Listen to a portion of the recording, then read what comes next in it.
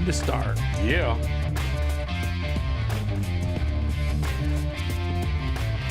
I reached out to that guy. He's going to send me some 350 Smack footage.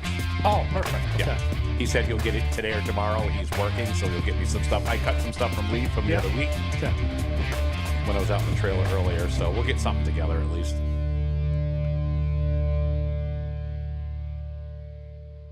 Good afternoon. Welcome to another fun episode of WFO Wednesdays. I'm Mark. That's Mike. And we got Willie from MRS. We drug him out here today. What's going on? We got him out of the sticks of Canaan and down to the big Whoa, city. whoa, whoa, The big whoa, city no. of No, Claremont. I live in Meredith. And No Canaan. Okay, well is that more No. If you go to Meredith, it's like almost Massachusetts compared to Canaan? North Central. Okay, all right. right now. This time of year, it's Massachusetts North Central. Yep. So. Okay. So Claremont was unable to dodge the rain bullet last Friday. Unfortunately, rained out. It struck and hit you. You have a pretty good percentage though. Yeah, we're all right. So far for this year. I don't even know what we've lost 3, but we've raced 4 or 5. I think 5. Yeah. I mean, that's 4 more than most tracks have. So Yeah, unfortunately, Monadnock's got what, 1 or 2? yeah, I think 2. Lee's got 1. Lee's got 1. I think White Mountain just ran their first race. Yeah, so we've been I can't complain any. We've been pretty going You got pretty lucky. Let's going to go through the results real quick from Hudson. The Thunder Lights, we had 3 competitors. We had Patrick Russell in the number 59 coming out on top. Sophia Charbonneau Marshall coming second, and Emily McInnes coming home in third. Now, Patrick, didn't John have him move up to the pure stocks and ran the pure stock He event did as run well? the pure stock race as well. It was funny because they yell over the mic and they were like, he's not getting out of his car. He's going to run out the pure stock race. So get your camera guy right down to him. That's right. I remember that now. Yeah, because I was in the tower for the day. Pure stocks, we had 11 of them. They went 20 laps, took 11 minutes and 25 seconds. Jay Townsend came home P1 in the number 15, followed by Chris Quinn. Also made it through tech this week. So congratulations, Chris. Noah McGrath comes home third, Shayla Kirk in fourth, and Adrian Smith round out your top 5. Patrick Russell ended up, since we just talked about him, came home 8th in his first pure stock race. So pretty good. Moving over to the 6 shooters, we had 7 of them. They went 20 laps, took 5 minutes and 42 seconds. Michael Yetton came home P1 in the 25 New Hampshire, followed by Garrett Berry, Matthew Hurdle, Mike Comtoy, Scotty Blanchard, Megan Bell, and Jeffrey Montenbaum. I think that's how you. I don't know, Mike. Don't even ask me. Somebody help me out here. Yeah, I can't even see it to begin with. So don't even. I think you got that Yeah, one I pretty think good. that nailed it. Ridge Runners, we had 5 of them. They went 25 laps, took 5 minutes and 29 seconds. Joseph Frazier came out on P1. Brian Caswell, Stone Slattery, Tristan Bodwell, and Tegan Edson round out your field. Super Streets, that was race number 2 of the Summer 6-Pack Series. I don't even know where the finish ended up. So this is going to be all news. I never looked. So Super Street, as it falls after post-race technical inspection, we had Aiden White in the 5W coming home P1, followed by Corey Fanning, Chris Riondo, John Sousa, Oscar Leclerc round out your top 5. I have 0 information on what happened, so I do not know. I know a little bit. I went down and race directed for the day, and as far as the tech procedures, I turn around and go the other way because that's not my job at Hudson. My job is to be up in the tower. Yep. So that's what I did, and I'm under the impression that there was some wheelbase questions on a couple cars and some body issues on another one. So any of that information, reach out to John. Yep. John can fill you in. And do not have that, and my job is to broadcast the races. And guys, if you didn't see it, Race Day TV, that race is available for after-race replay as well.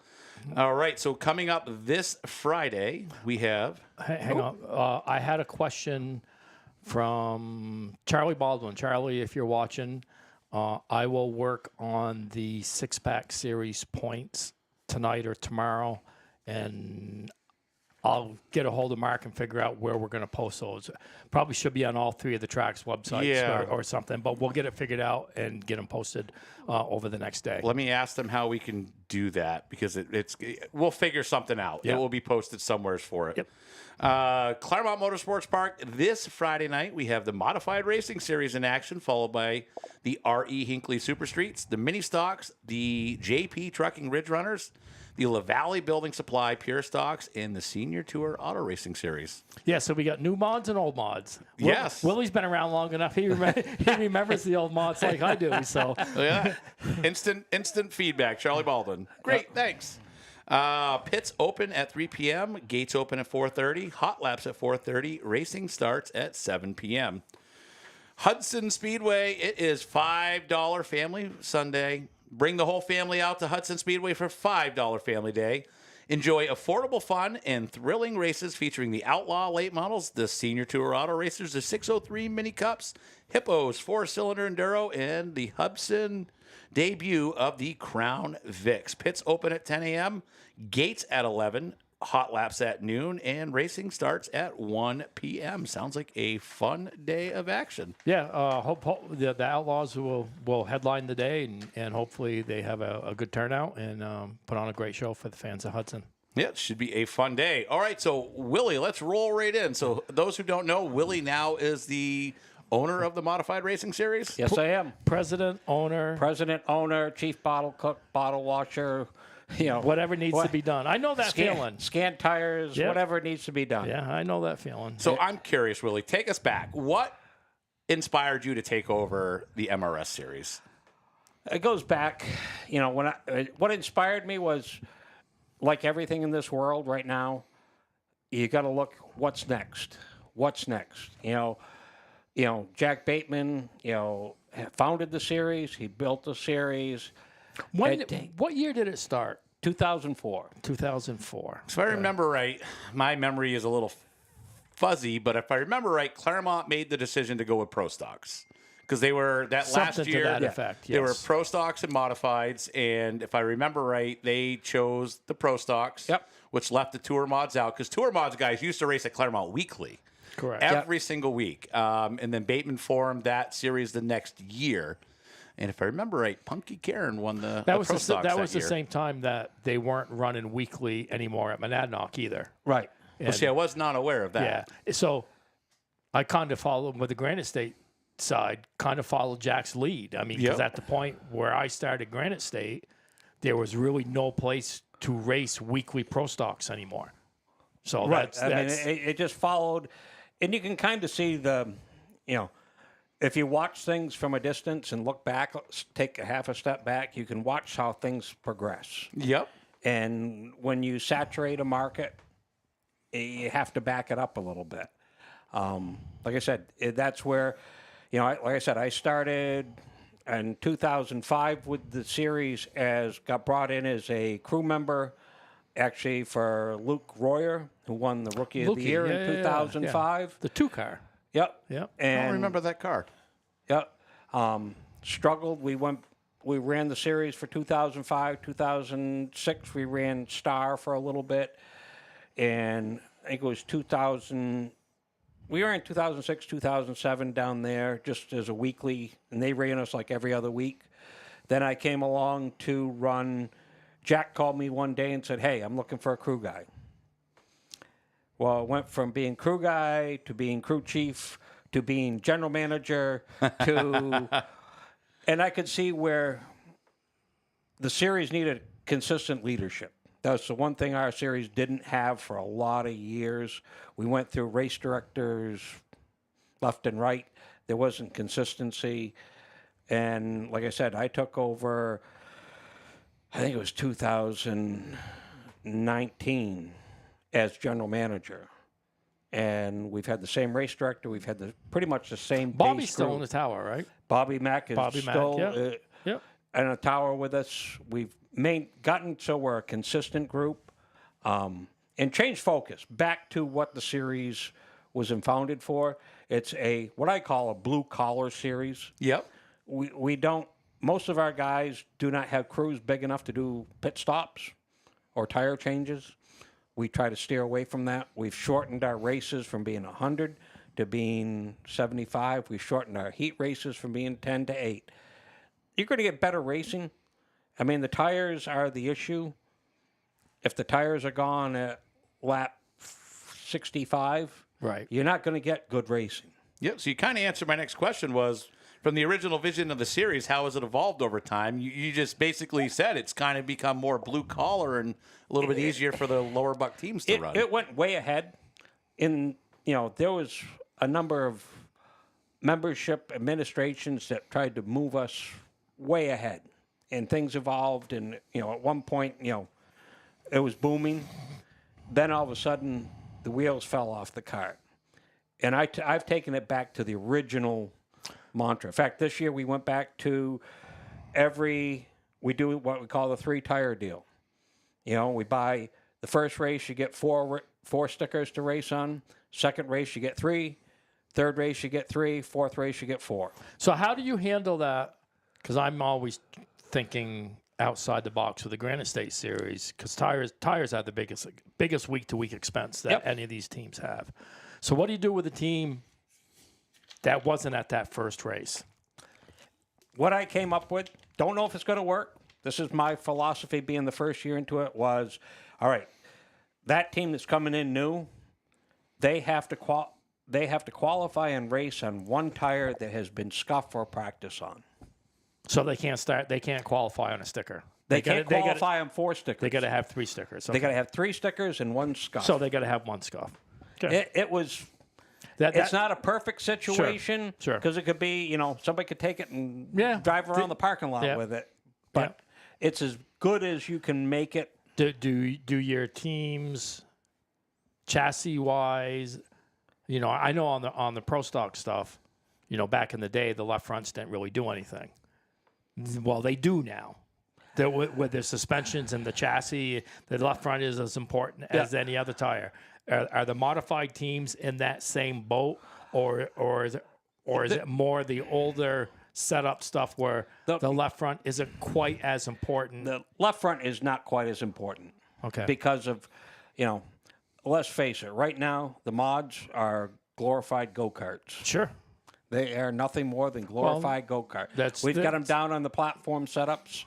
I mean, pro stocks are the same way. They don't move. They're rigid almost. Yeah, like the pro stocks were down on the bumps, and once they're down on the bumps, they're on the bumps. Yep. They don't move. I don't know if that's the end-all solution, but that's where everybody's at right now. So I'm curious. Most fans only see what happened on race day. What actually goes into behind managing this series and making a successful MRS event? Because one thing out of place can really throw stuff off.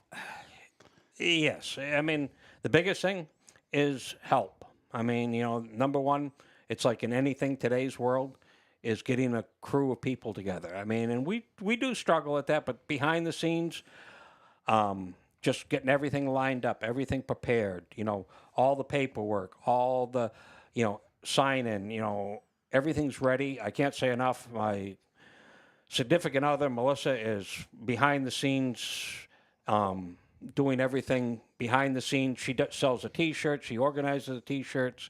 She puts everything together. So race day, when guys come in, here's your packet of papers. Fill it out. We try to streamline it as much as we can. All right, so we've seen what's happened with MRS from inception to where you are now. Where do you see yourself in 10 years with this series? Where would you like to see yourself in 10 years with this series? I want to be right where I'm at. As far as I'm concerned, I'm right there where I want to be, that series where somebody wants to do some tour racing, but they don't have all the help or all the funds to go to the bigger tracks. I think being back this year is probably where I think the schedule should be, between Monadnock, Claremont, Lee, Star. I mean, I really wanted to go back to Hudson. All our guys loved Hudson. If we could make it so Hudson was we could put some fans in there for Hudson, really draw them. That event that day it had everything going against it because it poured and poured, and the weather, it was just even still, I mean, I Yeah. was amazed Yeah. how many fans did No, show up. it was good. Yeah. Yeah. I mean, because it did. Everything forecasted rain. Oh, it was we horrible. hung through Yep. it. We got the event in. Can't Yep. say it. When from the outside as a series owner, I look at the promoters, and I've always said, hey, if you're going to take a bath, I'd rather have you say, let's try this another day. Yeah, that's funny. I was talking with Mike Bruno today. Mike called me about some things, and one thing he said that really stuck in my head: if 95% of the people that run their lips on social media had any clue whatsoever what it's like on this side, Oh yeah. Oh, no, yeah.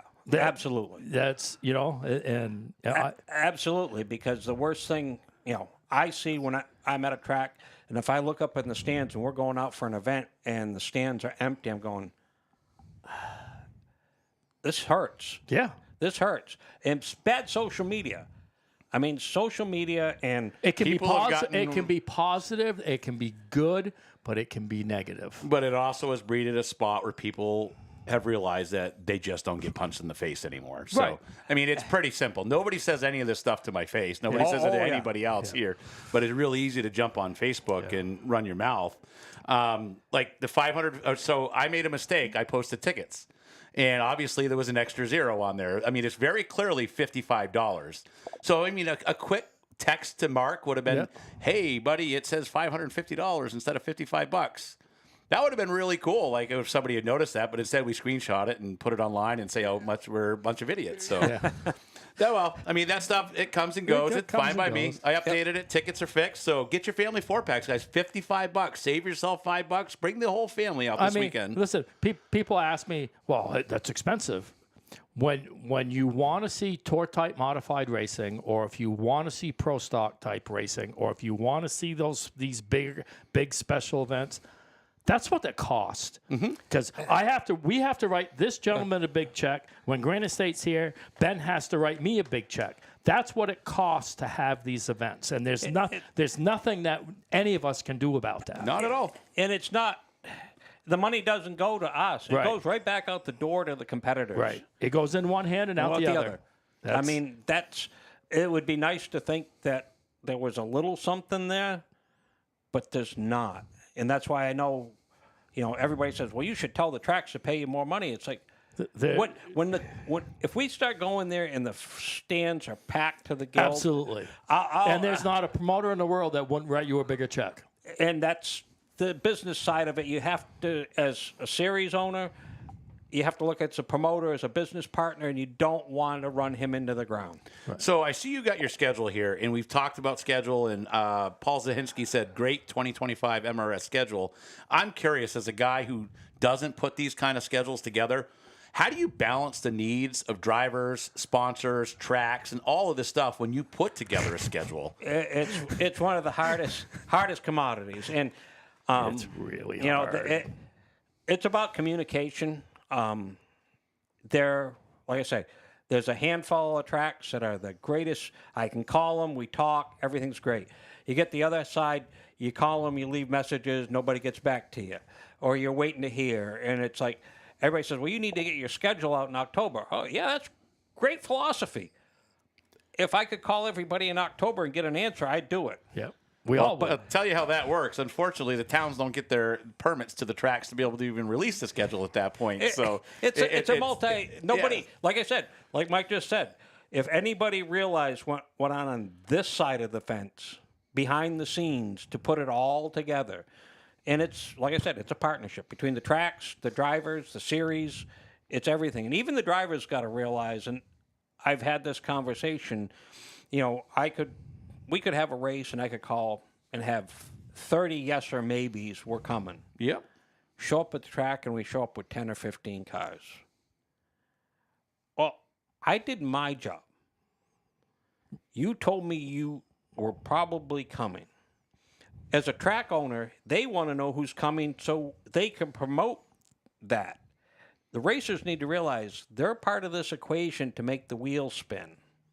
And I think they're a bigger part. I think they need to realize how big a part they are. I mean, and I go through the same thing on the Granite State side, doing the pre-entries. They're getting better with it, but it's still last minute. It's, it's unfortunately, it still is. last minute.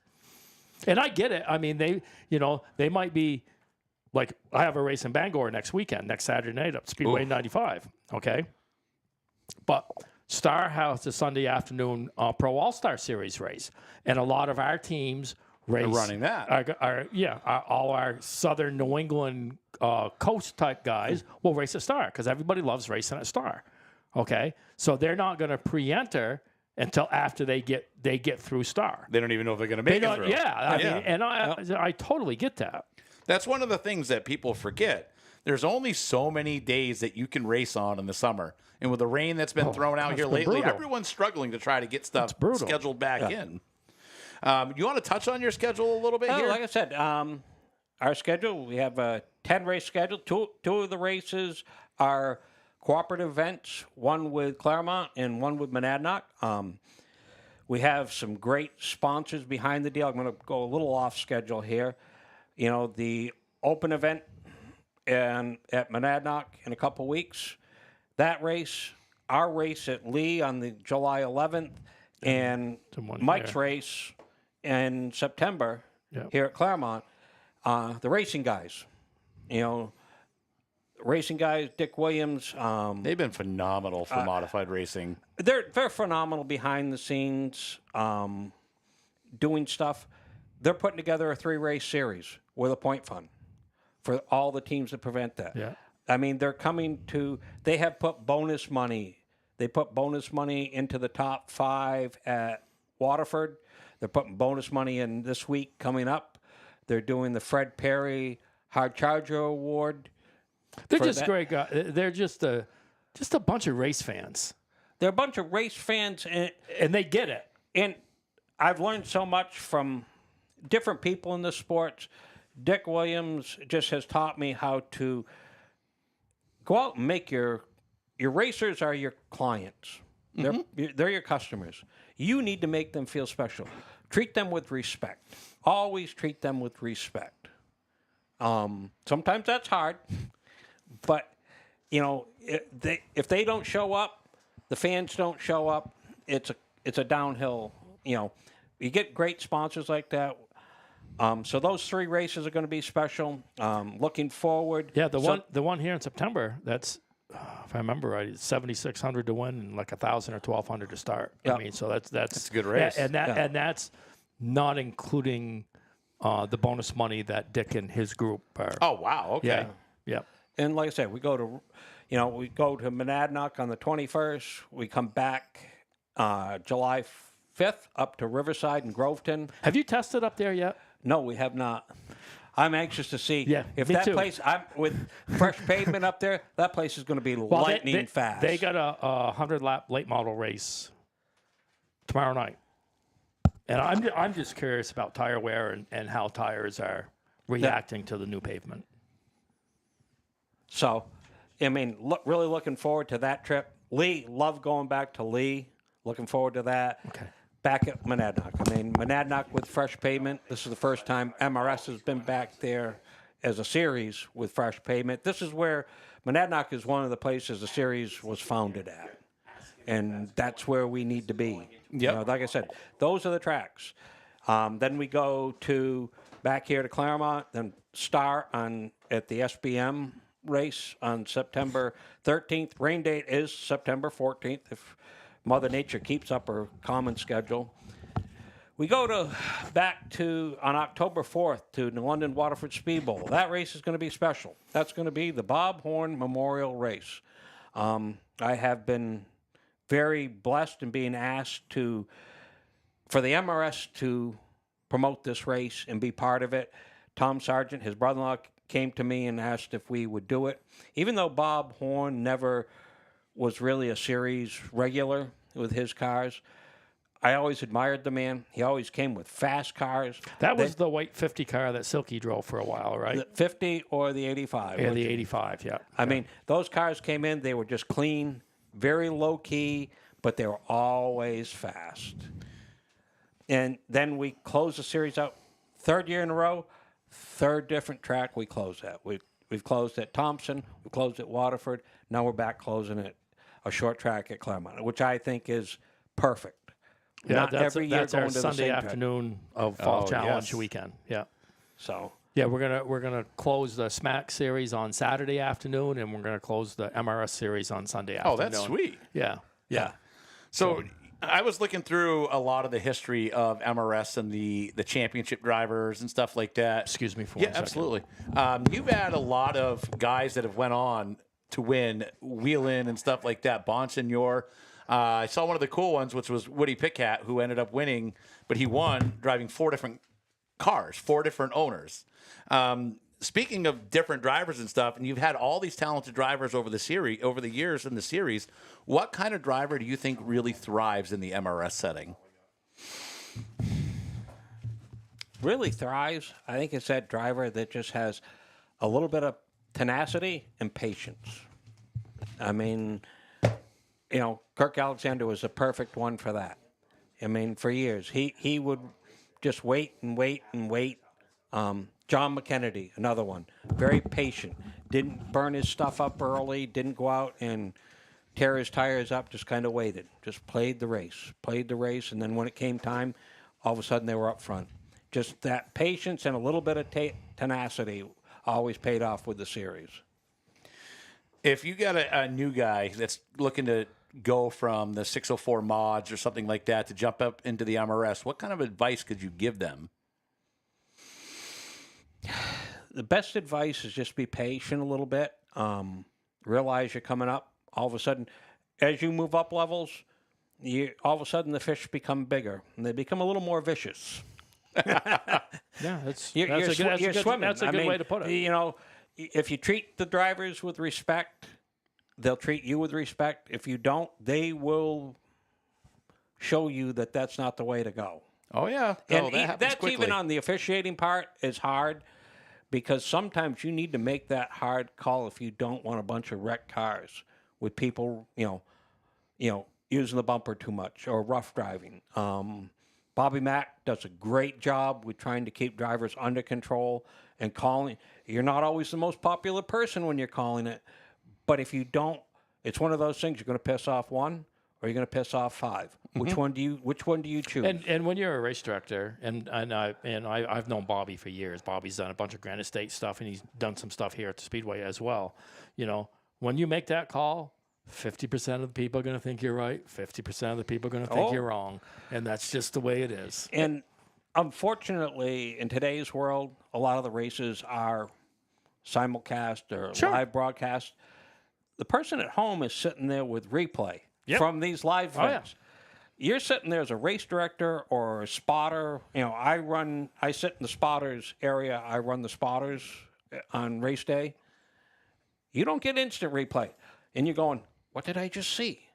You have to question in your own mind. It happens so fast. What did I just see? One thing I've always told the Granite State guys and guys here at Claremont or wherever I was race directing is you as a spotter, you're watching your car every single lap, every single corner, so you know exactly what is happening to your car every single lap. Yeah. Well, we don't have that luxury. We're watching 24 cars every single lap. It's hard. It's harder. There again, that's one of those things. You want to get a life lesson, go up and try to do a spot. Try to spot for a car. No, I'm good. It is the hardest thing in the world to focus. Now, speaking, I don't want to put you on the spot or any of that stuff. You got a lot of guys that are making that step up into the MRS. Who do you think's a standout that's going to be the next face of this series in the next couple of years?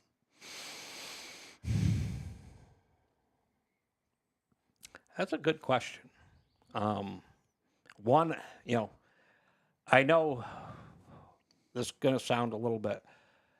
The one person I think could really be the face of this series, but I think he thinks I hate him. He doesn't realize when it came time to get a ride, who was the one that chapped Jack Bateman on the shoulder and put Jacob Perry in a car. Jacob is a hell of a wheelman. I mean, I've watched him get in cars that he should not be running up front with, and put him up front. Who's he driving for now? Bill and Ed Baggett. Oh, The 55 car. And Yes. he's put it Yes. up front almost every Yes. race. I mean, Yep. the kid is talented. He was a teammate to the 17 car that Donnie Lajoie drove that I crew chiefed on for years. Was there some animosity in that? Yes.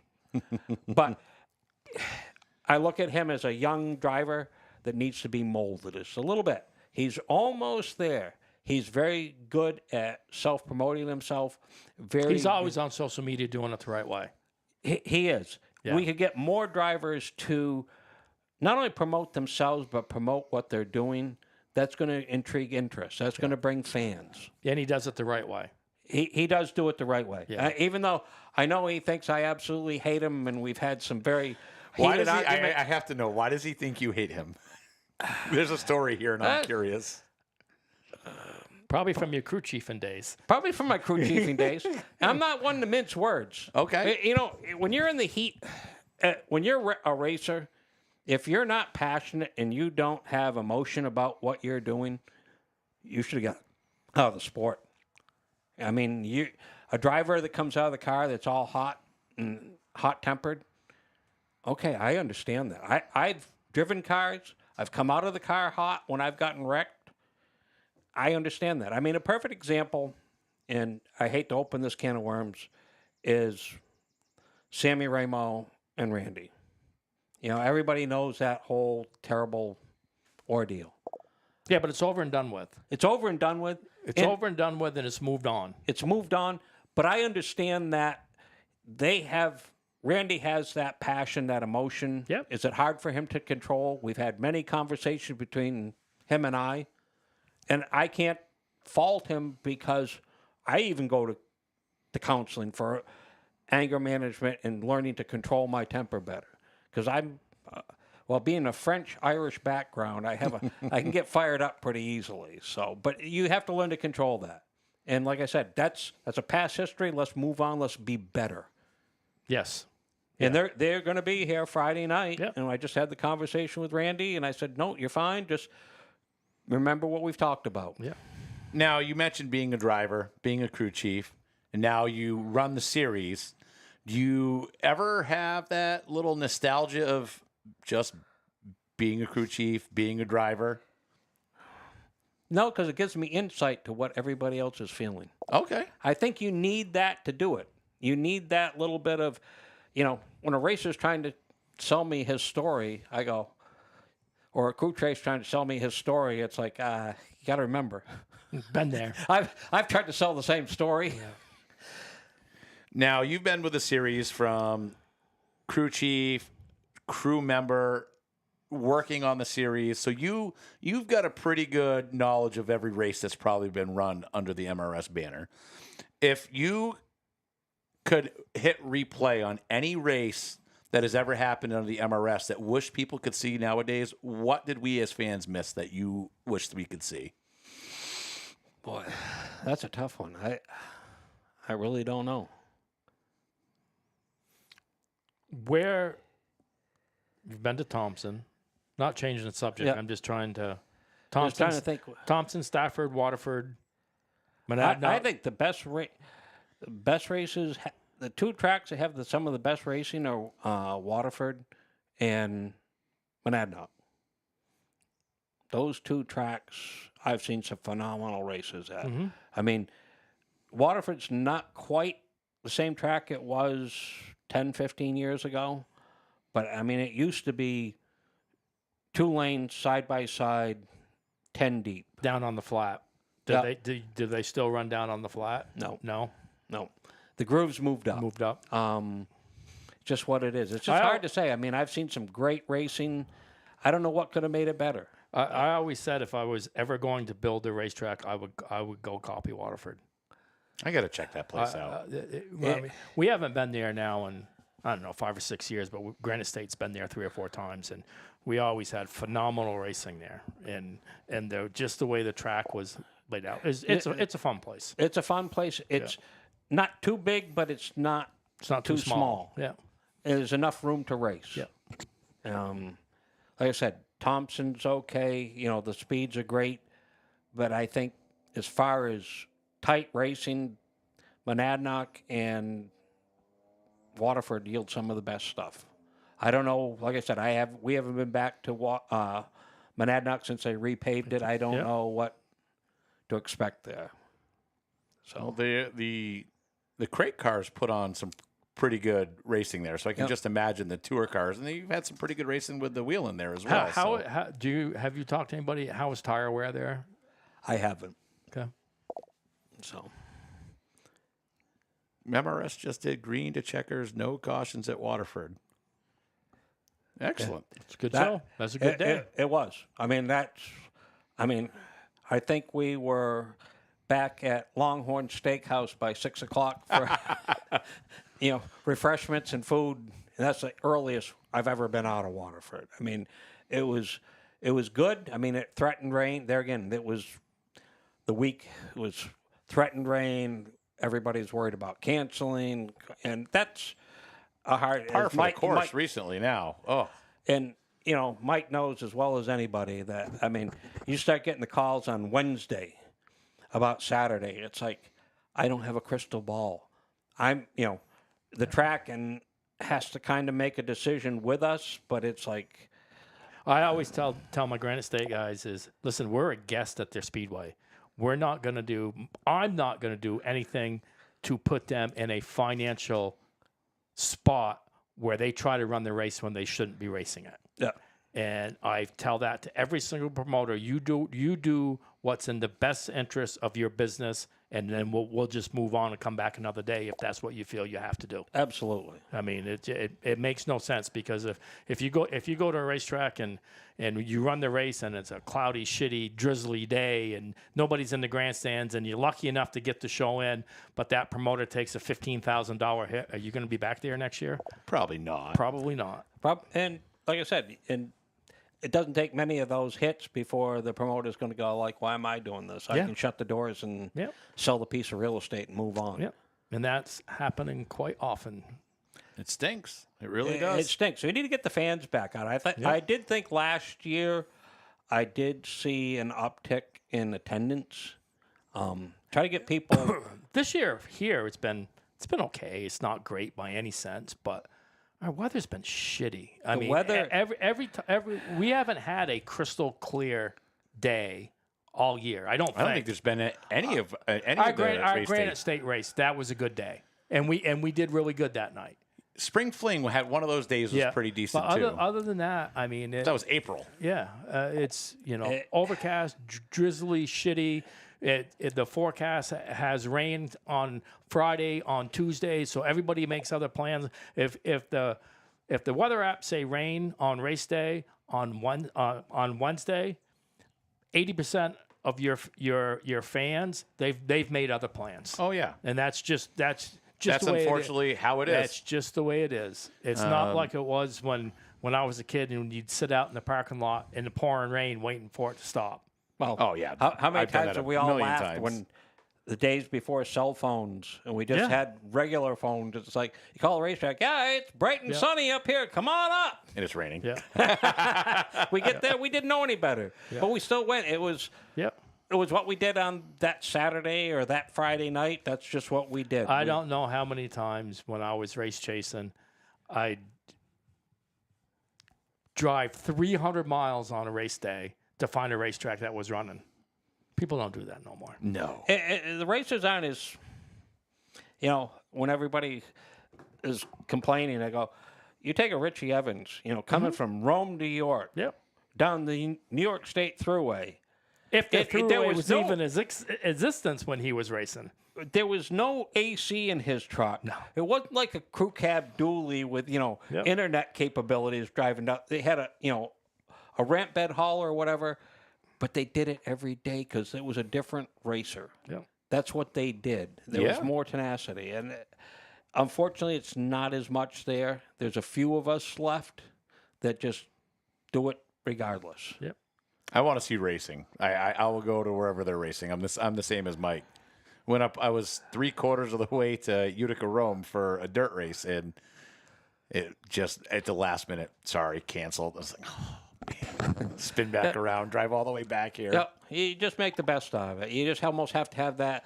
That's what I tell people. It's like, hey, let's go. They're saying let's try it. I'm on the way. We'll go try it. And I'll have this conversation, because, the Granite State Series, we travel a long ways. Like we're going to Bangor, it's 5 hours, okay? And if it's going to be, when the time comes, if it's a overcast, shitty day, I know my phone's going to ring. Well, are they going to race? How in the Christ am I supposed to know? Right. When you tour, that's part of the deal. You get in your truck and you get in your trailer and you just go. Yeah. Are you going to have to turn around and come home halfway there? At times, sure. Or are you going to get all the way to the racetrack and sit in the parking lot for an hour and then they call them? Absolutely. Happens everywhere, though. it happens everywhere. And it's one of those things you have to say, all right, no matter what happens today, it's going to be a good day. Yeah. We're going to go have fun, whether it's here at the racetrack or we're going to stop and have dinner and have, fun. We had that discussion on my porch with Mike last week. He's like, just don't bother. Just stay home. Yeah.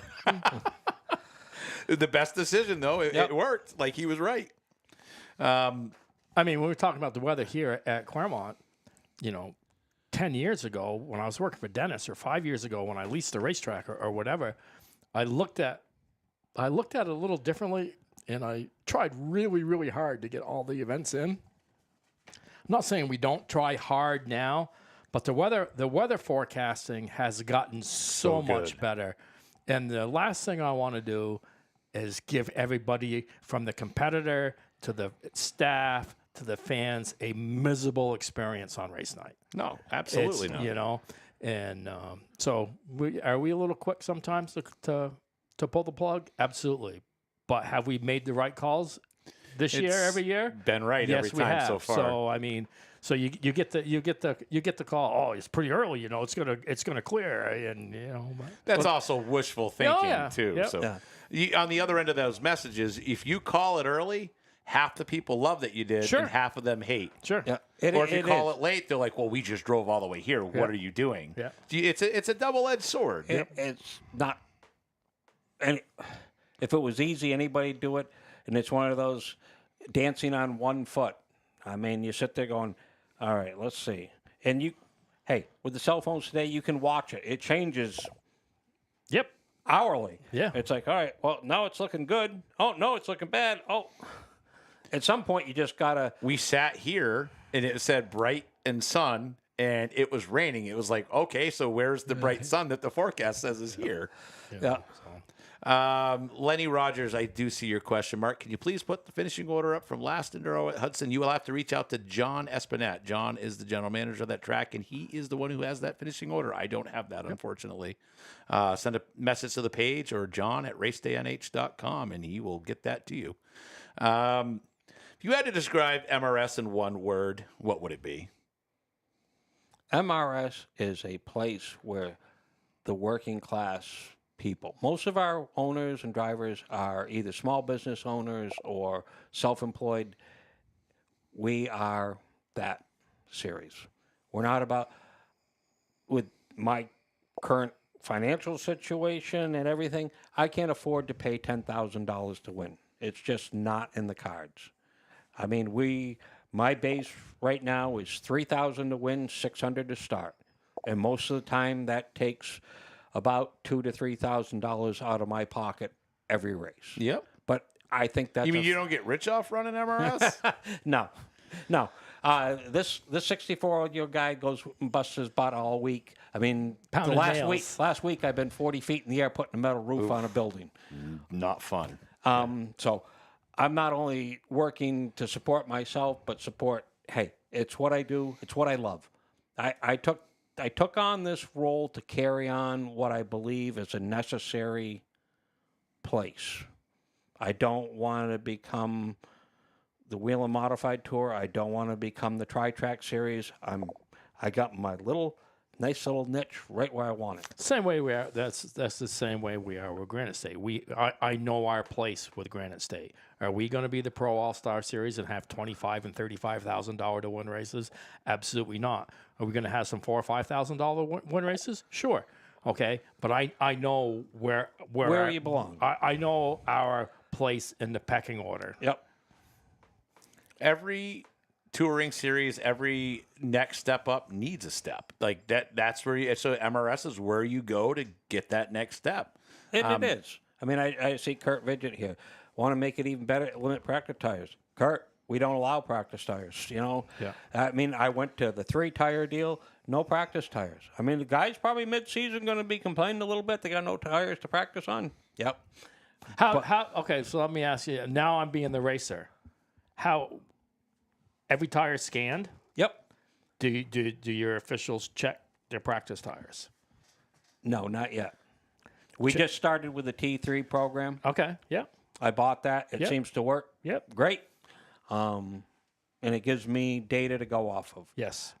Practice tires are tough. I go through the same thing I mean, with Granite State. race it day, is. they're allowed, like this week. The racers that race New London, Waterford are only going to be allowed to buy 3 race tires. No practice. The guys coming first time, they can buy their 8 tires, but they're going to go out and practice on something. And like it or not, come heat races, they're going to show up with 3 stickers and 1 scuff. You know, that's just the way it's going to be. It's the best I could do with this, trying to get control. I don't want guys coming in. I mean, the series went that way for a while, where you could buy, you know, 4 race tires, 4 race practice tires and yeah. 4 practice tires wow. all the time. Yeah. Yeah, the guys who can afford that want that, which I get. That's what happened. The bigger teams came in and wanted all this stuff, and We do that with Granite State. We allow 4 tires per race, no practice tires, and usually during the middle of the summer, if we get all our races in, I'll let them replenish and we'll pick a race and say, okay, we can buy 8 tires for this race because nobody has anything left to practice on. But if I told them they could buy 12 tires, they'd all buy 12 tires. and then complain about how expensive it is. Yeah, and get in their stacker trailer. Yes. I won't say that. I mean, we know. We're on. Hey, you're a racer. I'm a racer.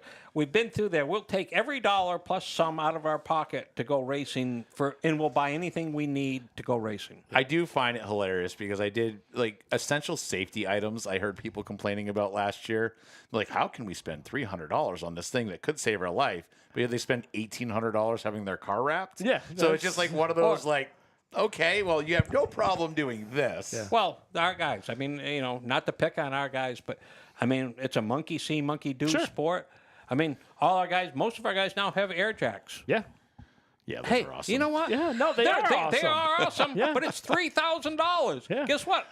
I got a $200 pit jack that I can put the car up on 4 jack stands that cost me $200. Yeah. I can tell you. And that pays the tire bill for the rest of the year. I not can having tell those you jacks. going out in the garage and just hitting a button and the car lifts up, it's so much easier than the jack. I love it so much. I mean, we're all that way, and I understand it, but it's like, then you go, why am I saving you money? Yeah. But the same token, you know you have to. you got to spend it somewhere it's, else. It's funny that you just said that, Willie, is why do we try, and it's the same thing, whether it's pro stocks or weekly late model racing or weekly 604 racing, we do everything we can in our power to try to save them money. Mike, it goes right down to the pure stocks. Yeah, no. It's the same thing. We do Everybody. everything we can to try to save them money.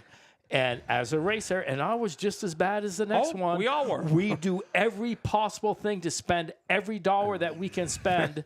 If all right, you can't have this. All right, well now we're gonna go do this. All right, we can't have this. Oh, now I'm gonna go buy a $30,000 trailer because it's nice. Yeah, it's just the way of the world. It is the way of the world. Yeah. You can only do so much, but you do have to try to rein it in and do the best you can. Yeah. You know, is it perfect? No, but you do the best you can. I think you're on the right step, and I think we do a pretty good job on Granite State is limiting the tire bill. That's the biggest weekly expense for any type of touring series in the world. I mean, the that weekly tire expense. Oh, yeah, absolutely. I mean, we got to, when I first took over the general manager role, I mean, one of the biggest things everybody was trying to get me to do, and this was right before COVID hit, was get it so the guy's tire bill is covered. Okay, we got there. Then COVID hit and tires went through the roof. Yeah. It's What were modified tires pre-COVID? I can't remember. about $1.75. Okay. And they're what now? $2.30. Okay, so when I started Granite State in 2011, that was our first year. We sold the tires to the competitors for $150, Oh, wow. and now they're $235.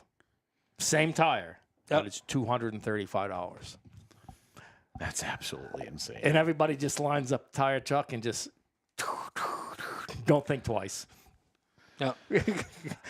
You're right, because I've seen the credit card stuff that comes through, Oh, and it's like, wow. Yeah, it's I mean, That's a mortgage payment. well, like I said, it's the only place I could really grab to say we could save a little bit. But that's why I cut the races back. And Do you feel like the racing has gotten better as you've cut the racing Yes. back as well? I mean, you know, I got to give a shout out to Dale Popsky, I think is the right way to pronounce his name. He's come back on, but he watches a lot of dirt races. You go to like the late models and the 35 laps. 30, the Yeah. sprinters and Yeah. stuff. Oh, yeah. They do 35, 40 laps. Yeah. The racing's great Yeah, because they can race hard for that long on what on they've the got. tire. Yeah. You know, and we've talked, Daryl and I have been in many conversations say, hey, you know, are we really missing the boat? You know, like I said, I was the first one saying, and I did it my first year. We're going to cut them back to 75. More isn't always better. So on the pro stock side, we were always 100, and 100 laps wasn't, in my mind, wasn't where it needed to be. It either needed to be 75 or 125, because at 75 they could race hard the whole race. Yep. Okay, at 100. They saved. A little, not horribly, but at 125, there's a lot of tire drop off, and it changes the race up. So you have to. It brings in way more. It's not as bad as the modified tires, you know, because we all went to Lee. I mean, when everybody would drive around at half speed. Yeah. I mean, and no disrespect to the racer, that's what they had to do. I mean, that was the hand they were dealt, so that's what they had to do. Our pro stock stuff isn't that bad, so you can race 85 to 90% the whole race. I love a 75 lap modified race. Yeah, I really do. I think it's action. You're not riding around half the race saving. And if you're starting in the back, you got to go because there isn't that fall off that happens. Yeah. I think that's the best style racing for those Like cars. I said, the tires, I mean, I cannot tell you. That's been the biggest. You're on the question. 20s and 30s? We're still in the 20, 30, M30s, M20, 20s, whatever. same they're are- supposed, same they're as supposed our to be the weekly. same as the 13, 30, Yeah, 13, they are. 20s. Yeah, But yeah. I thought they were supposed to stop making the other ones. I don't Yeah. know what they're up to. But like Did you I said, ever look at the Stafford tire? The 420? What is it? We were on it here last year. Oh, I should remember. I don't remember what it is. 450. 450 and 30s? Yes, that's what we were on here last year. And the racing was okay, but it didn't do what I wanted it to do. I was hoping the guys would run the rights 2 weeks, two events. They didn't. They bought every single tire that we allowed them to buy. Yeah, they were on a 2 tire a week rule, and everybody. So I said, wait a minute. If everybody's going to buy every single tire they can buy, we went back to the 20s and 30s, and it's actually improved the shorter events. Like I a said, little we bit. went down because we went from having the what were they? The 15s and the 28s originally on the series. Yeah. We went from there to the 45 and 30s, Yeah. and the racing just wasn't as good. Yeah. We went back to the 30s and 20s. The racing's been better. Yeah. But you do have to manage your tires. I mean, tires are, 75, they can probably go pretty good for the Yeah. whole race. and like I say, cutting the heat races back. I mean, most of the time, the heat races are fairly insignificant. I hate to say it that way. No, it is But, everywhere. You know, but I don't. I mean, we had one up to Oxford a few years ago where we had sandbagging really bad. And I did. I called the drivers into the trailer and I set them all down, shut the door, and said, listen, you guys' job is to put on a show. You know, I made them start. I took 4 drivers and made them come down pit road at pit road speed when the green came out, and they had to fall in the back of. It was hard, people threatened to go home, but it's like I got to do something. You really sandbagged, Yeah. and that's not what we're about. Don't do that. It makes me look bad, makes you look bad, and if you want a place to race, the promoter's going to say, "What are these guys doing?" I don't want that out there. Yeah, and in a 75 or 100 lap modified race, if you, I don't know how you do your feature lineup, but it doesn't really make any difference if you start on the pole or start 10th. No. Just because of the tire and how the tire drops off and so forth. I've done it even where I've put, some money in the top 3 finishers in every heat. Mm-hmm. Maybe 200, 150 or something like that. It really didn't change a whole lot. Yeah. It's just, but I've had some. I mean, the heat races we had at Waterford this past. I mean, those guys raced and everybody's qualified. There's a couple of them. I was like, what are you guys You're racing doing? too hard. Yeah. You guys are running really. I applaud you. That's awesome. Telling a racer to not race, though, is, If they know the tire deal, they will not race. They will not race. Yeah. All right, if you guys want to see Willie's Modified Racing Series in action, the Blue Collar Tour, as he says, be out here at Claremont Motorsports Park this Friday night, guys. Pits open at 3 p.m., gates at 4:30, hot laps at 4:30, racing starts at 7. We also have the R.E. Hinckley Super Streets, the Mini Stocks, the JP Trucking, Ridge Runners, the LaValle Pier Stocks, and the Senior Tour Auto Racing. It's going to be a fun night. MRS will be here as well, like I said. And it's $5 family day over at Hudson Speedway on Sunday. Pits open at 10 a.m., gates at 11, hot laps at noon, and racing starts at 1 p.m. They have the Crown Vics, the Outlaws, the Senior Tour Auto Racers, the Hudson Hippos, the Mini Cups, and the 4-cylinder Enduros. It's going to... whether you like modified racing or you like Crown Vics, it's all over the schedule this weekend. So get on out and support your local short tracks. Do you have any sponsors or anything you want to touch I base do. on? And I just want to give them a shout out. Give a quick shout out to, like I said, Daryl's been working really hard behind the scenes. Want to give a shout out to New England Race Fuels and Hoosier, race contingency sponsors, AFCO Racing, Autometer, Fine Line Speed and Fab, Longacre Racing Products, and Rod End Supply, and Velocica. Velocica is going to be offering a couple of things towards the end of the season for the championship and the rookies. So excellent, great suits that they put out there. Yep. So, all right, that's all we have here. We'll see you guys this weekend. Have a good one. Bye, guys. See ya. Bye.